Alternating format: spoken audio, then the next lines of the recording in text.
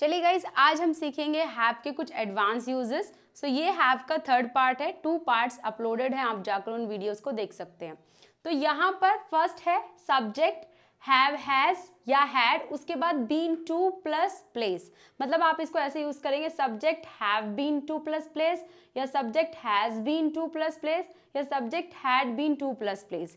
तो ये लेसन हम किस लिए यूज करते हैं? जाकर वापस आ जाना।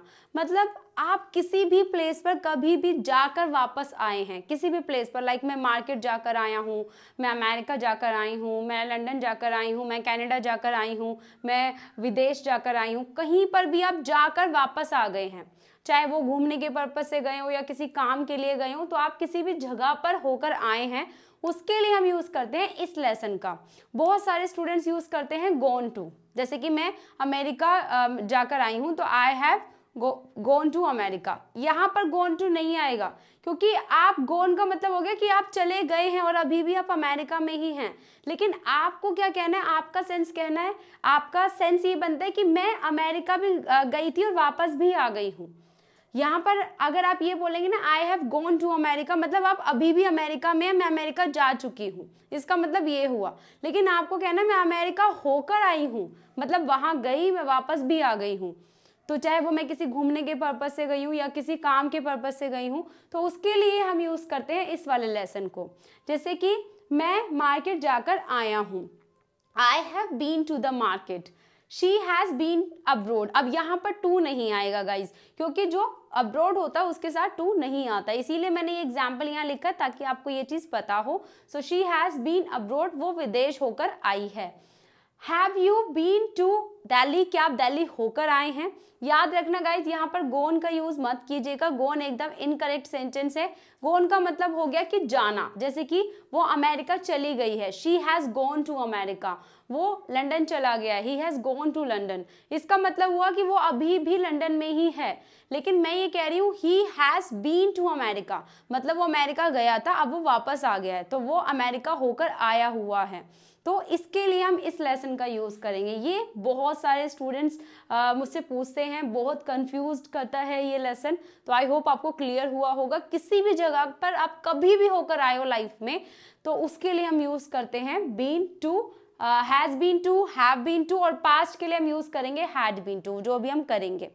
और याद रखना गाइस, यहाँ पर आपको कभी टाइम का यूज नहीं करना, अदरवाइज ये सेंटेंस इनकरेक्ट हो जाएगा। मतलब टाइम नहीं आप बताएंगे, आपको बस ये बताना है कि आप उस प्लेस पर होकर आए हो। कब होकर आए हो ये नहीं बताना, ओके? तो यहाँ पर बस होकर आए हो, गए और वापस आ गए। पास्ट के लिए हम यूज करेंगे हैड बीन टू। जैसे कि हम जयपुर जाकर आए थे, we had been to Jaipur.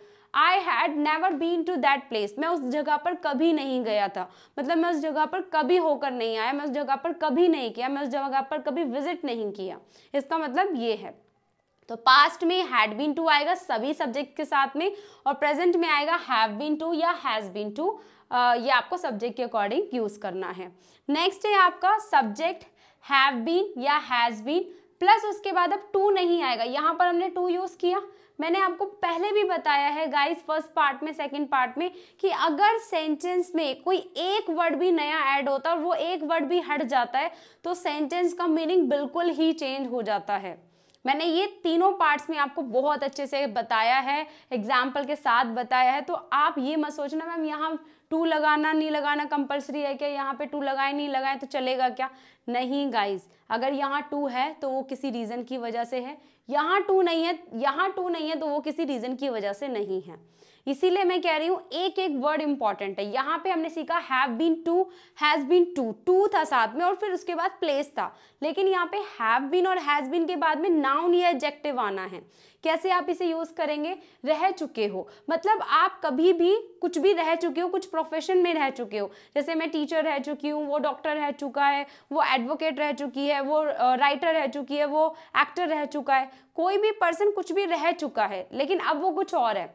जैसे कि मैं डॉक्टर रह चुकी हूँ लेकिन अब मैं टीचर हूँ, वो सिंगर रह चुकी है लेकिन अब वो राइटर है, वो एक टीचर रह चुके लेकिन अब वो एक राइटर है।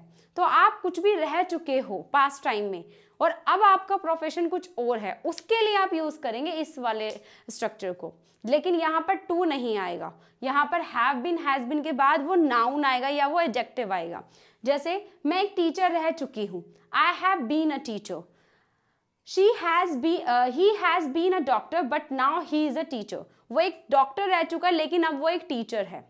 वो डॉक्टर रह चुका है पास्ट में लेकिन अब उसका प्रोफेशन चेंज हो गया, वो एक टीचर है। इस तरह से आप इसे यूज करेंगे। My father has been an advocate. मेरे पिताजी एडवोकेट रह चुके हैं लेकिन अब वो नहीं है, अब वो एडवोकेट नहीं है या रिटायर हो चुके हैं या रह चुके हैं, कुछ और कोई भी रीजन हो सकता है। तो यहाँ पर ये वाला लेसन बिल्कुल अलग है, ये बिल्कुल अलग है, लेकिन देखने में दोनों सेम लगते हैं। याद रखना यहाँ पर टू के बाद प्लेस है और यहाँ पर टू है ही नहीं, यहाँ पे सीधा नाउन और एडजेक्टिव है। दोनों को बहुत अच्छे से समझना, तभी मैंने इस वीडियो को नाम दिया है एडवांस यूज, मतलब हैव के एडवांस यूज हैं ये, राइट। तो अब नेक्स्ट देखते हैं, यहाँ पर हैविंग प्लस वर्ब की थर्ड फॉर्म।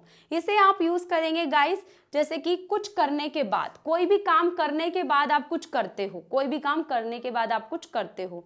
तो यहाँ पर आप बेसिक इंग्लिश में क्या बोलेंगे, आफ्टर के बाद आईएनजी लगा देंगे, राइट। लेकिन यहाँ पर आप थोड़ा एडवांस साउंड करना चाहते हैं तो आप इस वाले स्ट्रक्चर को यूज करें, हैविंग प्लस V3, फिर बाद में वो सेंटेंस। जैसे कि नहाने के बाद मैं पूजा करता हूँ, हैविंग टेकन अ बाथ। नहाने के बाद having taken a bath I worship. आप इसको ऐसे भी बोल सकते हो, after taking a bath I worship, लेकिन वो बेसिक इंग्लिश हो गई। आपको एडवांस साउंड करना है ना, तभी तो मैंने वीडियो को नाम दिया एडवांस यूज। आपको एडवांस साउंड करना है तो वो बेसिक यूज है कि after taking a bath I worship, नहाने के बाद मैं पूजा करता हूँ। लेकिन यहाँ आपको थोड़ा एडवांस साउंड करना है तो आप प्लीज इस वाले स्ट्रक्चर को यूज करना, having taken a bath I worship, नहाने के बाद मैं पूजा करती हूँ। हैविंग वॉच दिस वीडियो, यहाँ पे वीडियो की स्पेलिंग गलत है, having watch this video you will be able to use have lesson. ये सेंटेंस मैंने आपके लिए लिखा है कि इस वाली वीडियो को देखने के बाद आप अच्छे से हैव लेसन को यूज कर पाएंगे। You will be able to use have lesson, having watched this video. Having के बाद आपको वर्ब की थर्ड फॉर्म लगानी है, राइट। ये एडवांस इंग्लिश है। तो कोई भी काम करने के बाद आप कुछ करेंगे, उसके लिए हम यूज करते हैं हैविंग प्लस वर्ब की थर्ड फॉर्म। थर्ड फॉर्म मतलब वो जो काम आप करने की बात कर रहे हैं, ठीक है। अब नेक्स्ट देखते हैं, हैविंग सेड दैट। ये भी एक एडवांस यूज है, इसका हम यूज करेंगे इसके बावजूद भी या पर फिर भी।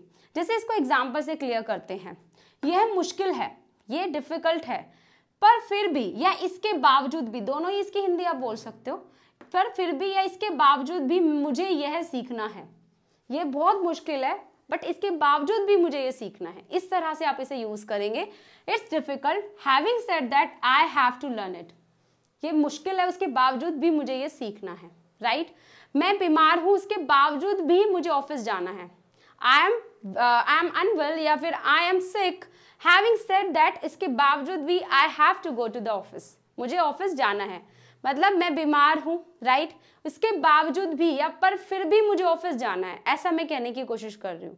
तो यहाँ पर इसकी दोनों ही हिंदी हो सकती हैं, राइट। अब एक सेंटेंस आप ट्राई करो कमेंट सेक्शन में, मैं बीमार हूं, उसके बावजूद भी मुझे स्कूल जाना है। मैं बीमार हूं, आई am sick, having said that, आगे का सेंटेंस आप कंप्लीट करें। आई am sick, having said that, आगे का सेंटेंस आप बताएं कैसे बनेगा। तो हैविंग सेड दैट का मतलब होता है इसके बावजूद भी या पर फिर भी। अब नेक्स्ट यूज देखते हैं, have had to, had had to, will have had to.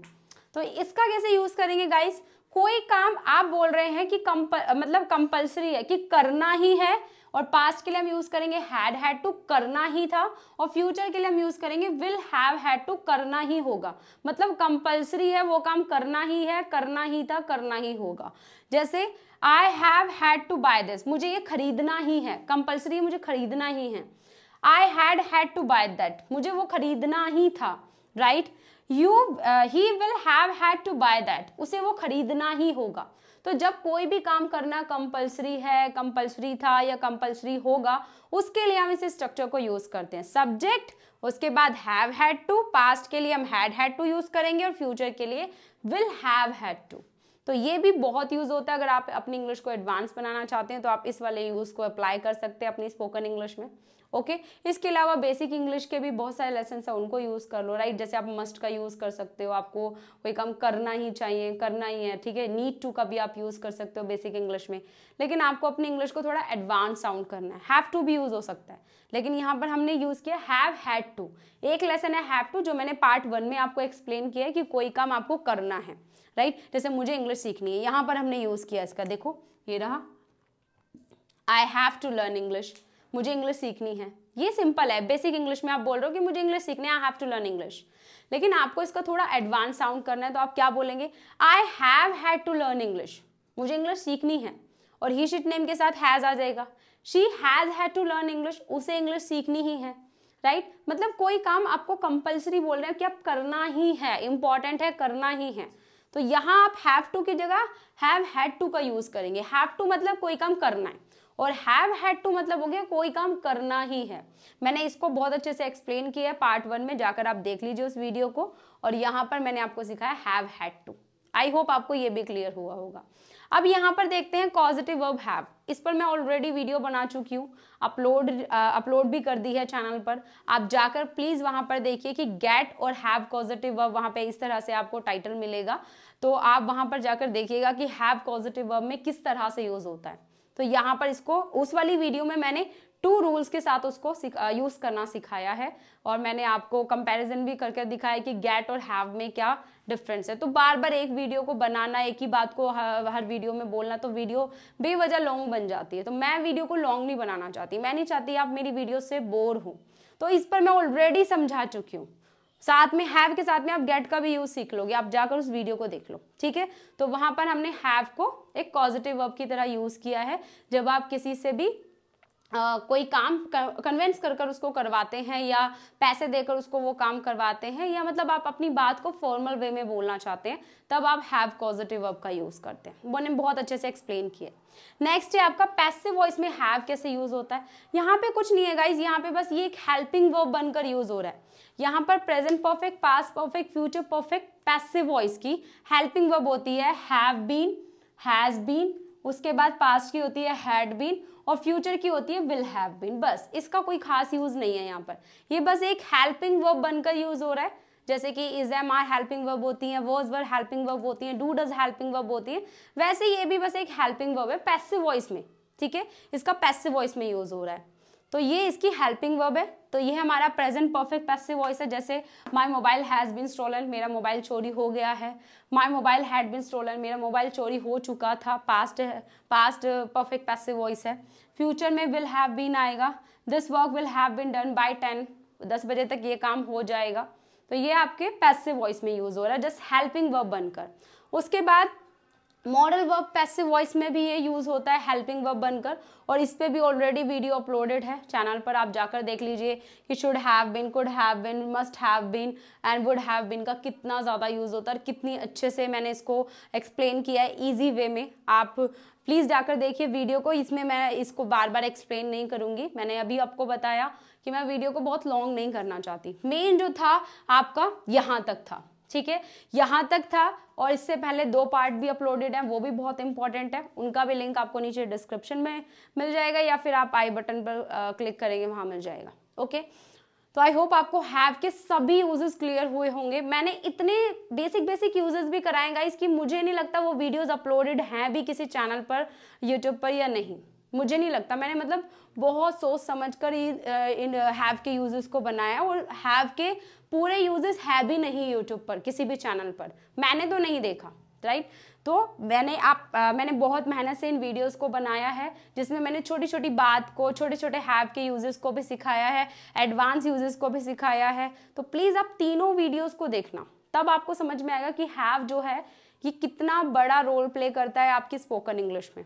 आपकी इंग्लिश को बेहतर बनाता है, आपकी रीडिंग को बेहतर बनाता है, राइट, और आपकी लिसनिंग को भी बेहतर बनाता है, क्योंकि हैव बहुत यूज़ करते हैं नेटिव स्पीकर्स, तो आप उनको समझ पाएँ, अच्छे से अंडरस्टैंड कर पाएँ। इसलिए हैव पर पीएचडी करना बहुत ज़रूरी है।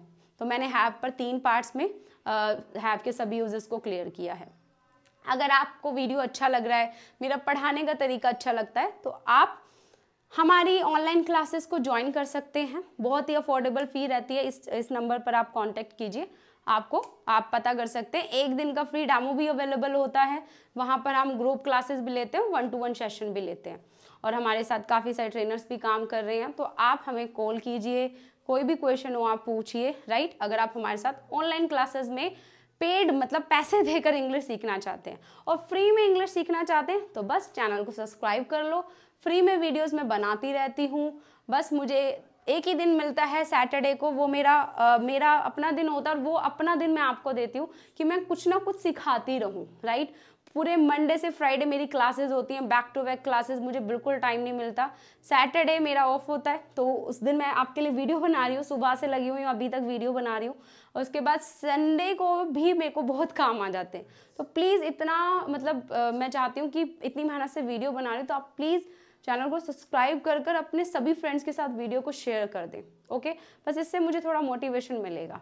अब हम मिलेंगे नेक्स्ट क्लास में, तब तक के लिए tata bye bye, all the best, जय हिंद, जय भारत, नमस्कार।